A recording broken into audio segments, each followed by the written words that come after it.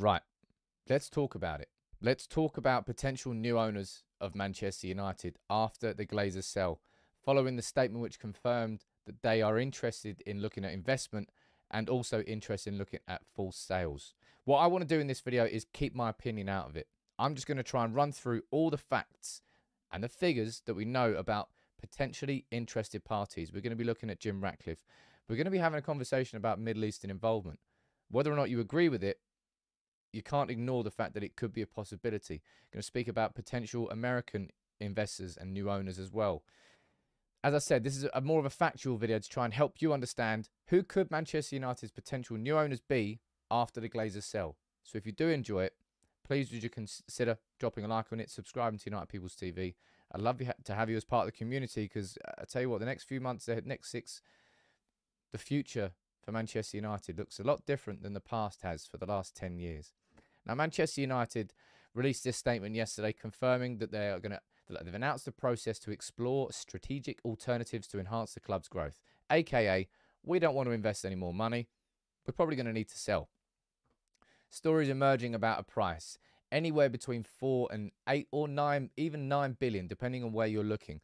This is coming from Paul Joyce and Matt Lawton from The Times. And none of us can accurately put a figure on how much Manchester United would be. But Chelsea, of course, is a recent precedent. Now, there's numbers. They were sold for 4 billion. They weren't sold for 4 billion. They were sold for, I believe, around about 2.5 billion, with a pledge to invest that extra billion and a half into stadium redevelopments and future spending at Chelsea. That's where the total came from. But there's something I want to say at the beginning of this video here before we start looking at these prospective potential owners, and that's this. Fan ownership has to be a discussion, and it has to be at the forefront of this whole conversation. Not just fan ownership, but the right ownership for Manchester United. Andy Minton said this when he did a piece this morning. He said, look, clubs should be safeguarded and all fan interest should be at the heart of any sale. The British government failed last time in Manchester United, and so did football authorities. That cannot happen again. And Manchester United were failed. You can't now do a leverage buyout of a football club in the same manner that the Glazers did on Manchester United. It took us 17 years to fight and get them out. Well, get them to open the door to leave. And we've got to make sure that these new owners that come in, they have Manchester United's interests at heart and the Manchester United fans. Now, I must have released this statement on potential new owners, saying this. Over the last 17 years, United fans have been dismayed at the ownership of the club. Over that period, we have witnessed a decline on the playing side and decline in our stadium. While supporters have long called for change, of course, this has to be the right change. And at this moment in time, our club needs new investment more than ever. That requires new ownership. Any prospective new owner or investor has to be committed to the culture, the ethos, and the best traditions of our football club. And this is something that has to be maintained. And this is something that I think is going to, again, is going to cause, maybe not division is the wrong word, but this is going to cause difference of opinions when it comes to potential and prospective new owners, which I'm now going to run through. I apologize, this is going to be a longer video than normal. It's a very complicated and wide-ranging subject at this moment in time. The door has been opened. This is 20 years we've waited to open this door. So don't be surprised that the video is a little bit longer than normal. Now, one name, of course, on that list is Sir Jim Ratcliffe, the owner of the Ineos Petrochemicals Group, Britain's richest man, and he's already said that he would buy Manchester United. Now, of course, the statement came out after Liverpool said they were up for sale, the FSG, and he said Ineos distanced themselves. Slight reversal on that now. This has come out this morning from Tom Morgan from Telegraph saying that Jim Ratcliffe is refusing to rule out a move to buy Manchester United. He's saying here, a spokesman at petrochemicals giant Ineos said the group was not immediately commenting after United confirmed on Tuesday they had called in brokers.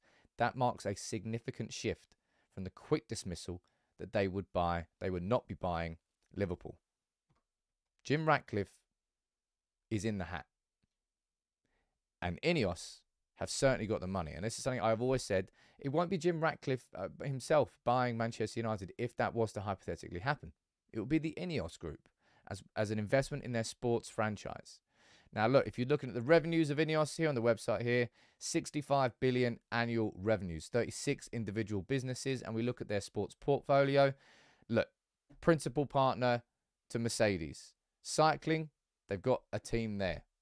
Sailing, Ineos Britannia. Football, they own Nice. Rugby, they're involved with. Challenges, separately, they're involved with. They have a wide-ranging sports investment portfolio. Whether or not that would now include Manchester United, we can't rule it out as a possibility.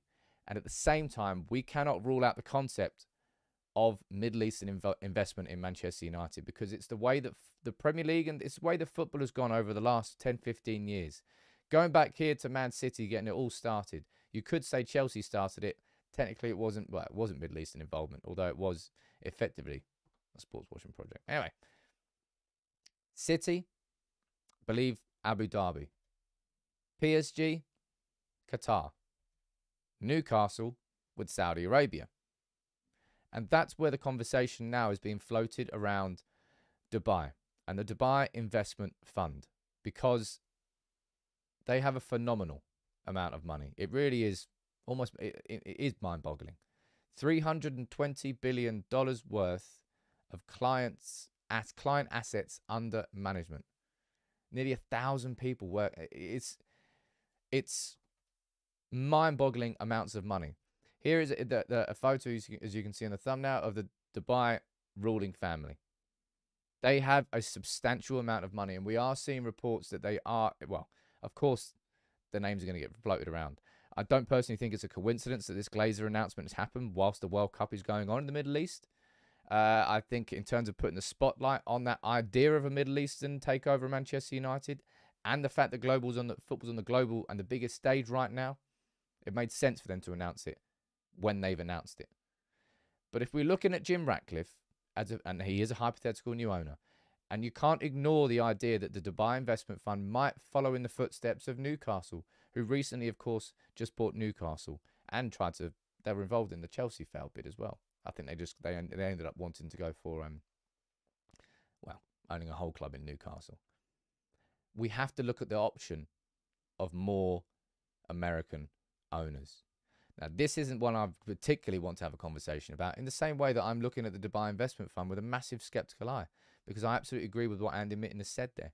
I agree with what the Must has said about the culture and the ethos of Manchester United. We as a football club and fans have protested against state ownership because we've witnessed firsthand what it's done. But it could happen. And in the same way that could happen, we could be getting more American investors. Rain are the banking group that have been hired by Manchester United to oversee this acquisition, quote unquote. What word did they use there? Exploring strategic alternatives to enhance the club's growth. If we don't go down here and see what the statement was from Manchester United and where the Rain Group there, the Rain Group is acting as the company's exclusive financial advisor. And the Rain Group were involved in finding potential new owners for Chelsea. So what I'm going to do now is just run through a quick list of, look, the short list for Chelsea went down to 4 potential owners. The Ricketts family and the controversies around them. Net worth, according to Forbes there, don't know whether that's of 2015, so that may not be completely accurate in any way, shape or form. Doesn't look like they've got enough money to buy Manchester United. Not with the numbers that we are hearing and the numbers that we are seeing being discussed. Then you've got a consortium that was led by Sir Martin Broughton. It involved Lewis Hamilton. It involved Serena Williams. But I don't know whether or not that's got the scale of investment that would be required to do something like this. And then you've got Steve Pagliuca, who's the Boston Celtics co-owner. There are a lot of American names I think will come into the hat because, A, the Glazers are selling. So that's going to be the market where they have the most links. That's probably going to be where a lot of their business ventures and conversations and networking exists. And they've just hired an American investment group who's taken control of that side of things. Expect a lot of developments from the American side of things would be what my gut instinct says. That we've just got out of 20 years and American ownership. I know we argue about the dangers of state-owned clubs and Middle Eastern ownership. There is a huge problem inside the Premier League of going towards the Americans of the franchise model. They take clubs and they move them to completely different places. And they don't care about the culture and the ethos and whether or not Manchester United doesn't exist in Manchester. If they can make more money doing it elsewhere, you can bet your bottom dollar that an American owner would do that. Now, one American owner that won't happen, right? And just quickly nip this one in the bud before, I don't know, people start getting excited. Elon Musk, of course, tweeted this, what was it?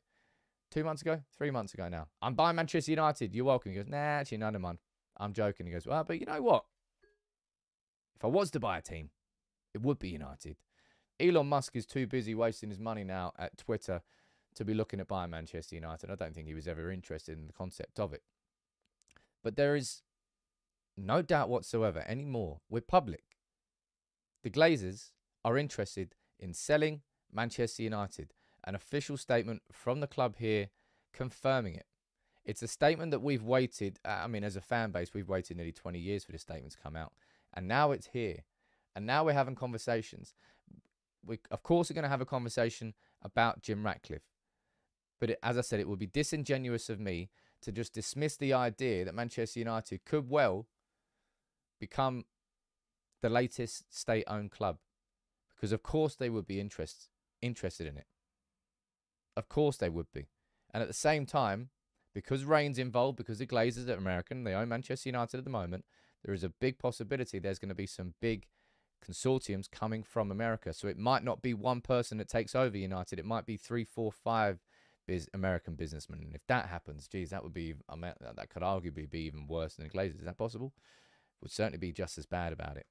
But that's that's where we're at currently. These are the prospective new owners. I think you can look at Jim Ratcliffe, you can look at Middle Eastern ownership, and you can look at America. For me, it's going to come from one of those 3 directions. Might be wrong in that. But let's find out. I don't think this is going to be a quick process. I think we're going to be talking about this quite a lot here on United People's TV.